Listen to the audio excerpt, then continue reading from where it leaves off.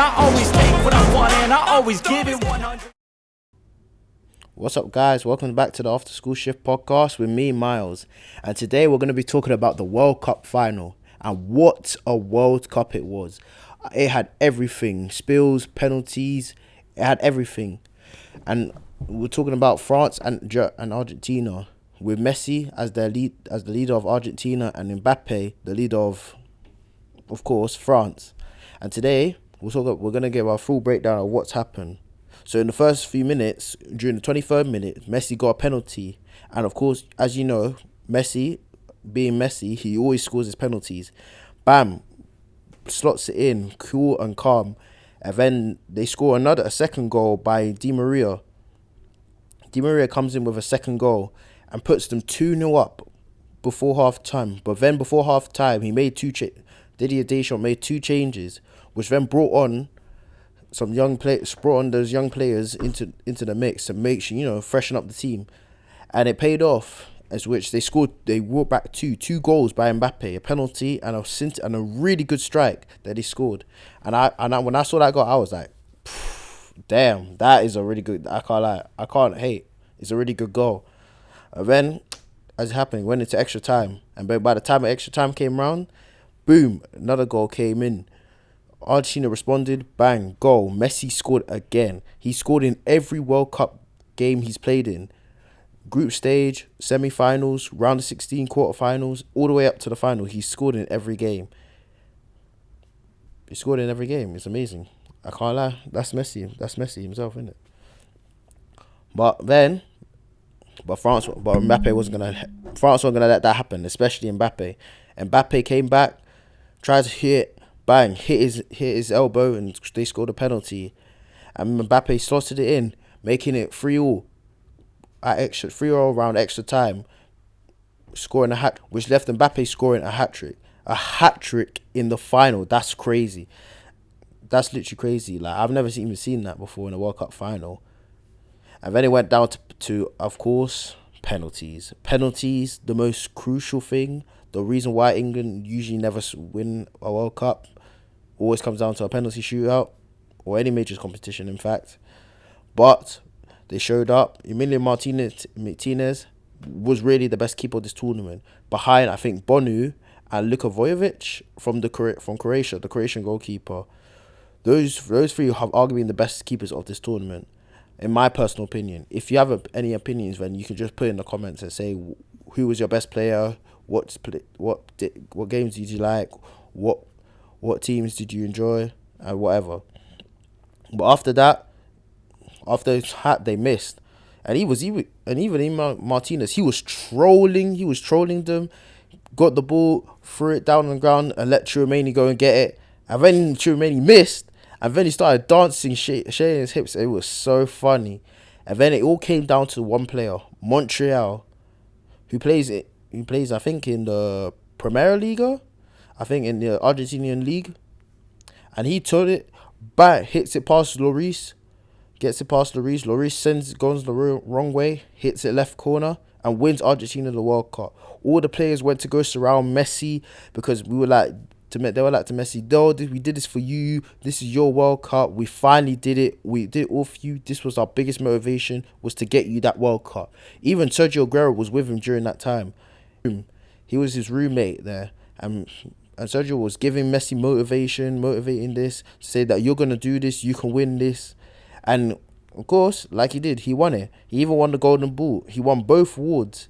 He won the one thing that eluded him his whole life was the World Cup. He's won everything domestically, everything, but with his national team, he could not win nothing until he won that Copa America, and then now the World Cup. He's basically completed everything he's needed to do. And hopefully, the Copa America there's still one more Copa America he might want to participate in. So you never know, it could happen.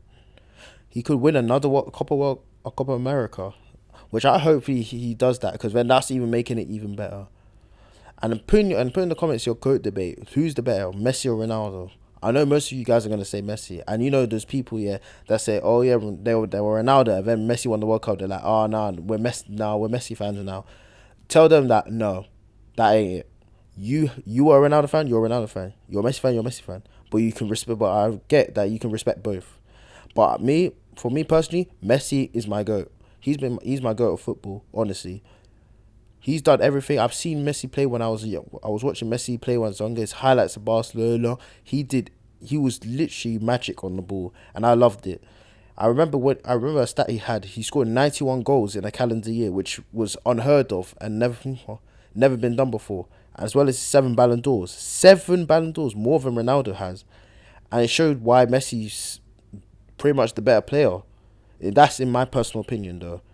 But even though that was the game, there was the third place game, was Croatia and Morocco. Morocco played against Croatia. It was a good game, but Morocco didn't come out on top, ending up in 4th place. But I still think Morocco did an amazing job of getting this far into the World Cup. They did something that no African team has done before, which I think is an achievement in itself. And even the other teams that didn't disappoint, like Japan, Japan, South Korea, that was able to get out the group stages. They did amazing. All these other countries that aren't the big top Europeans or the big top South American teams, they're starting to progress because now they're having talent from their national team playing in bigger leagues like Europe, big European leagues, which is helping their development and helping their national team be better and stronger. And I was honestly hoping for Japan to get through, maybe like final, maybe a final. That's what I was hoping, or maybe the semi-final. I think that was more realistic. I wanted them to get to the semi-final because I was all shouting like Blue Lock. This is the Blue Rock's real blue. But anyway, but what I want to say about this World Cup was, I love this World Cup. Despite all the controversy that happened outside of football, which I think still needs to be talked about, workers' rights. So I feel sorry for all those workers who were working on that stadium. So I would give respect to them. But what they've done for this World Cup has been really good. Stories, highlights, disappointments for me, especially Germany. Germany were a real disappointment. Uruguay, they should have done better, honestly. Those were 2 teams I was hoping to say, bang, clear, that are going to be out the group. But then they lost to these lower teams, thinking that just because they're lower ranked teams, they can't beat them, which I think that's false. All the teams are going to get better and better every year because more of their players will go into will go into big European teams and develop even better, which will make their national team stronger, which I hope that those teams do well.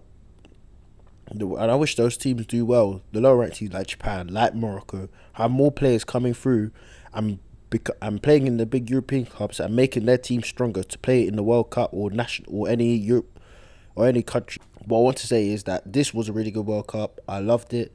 Everything I wanted to see. And I'm happy that this World Cup's happened.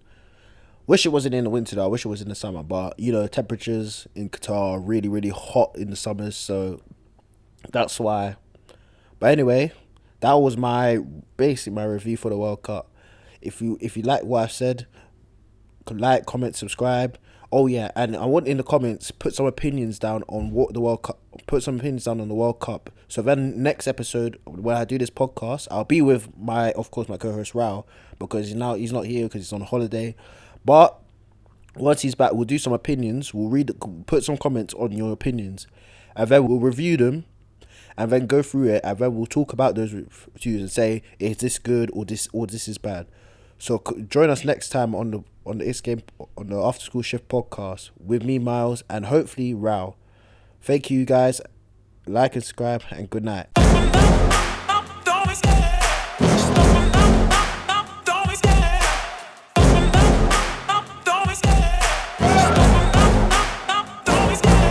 Love the chase and the hunt, and I set the pace when I'm running. I always take what I want and I always give it 100.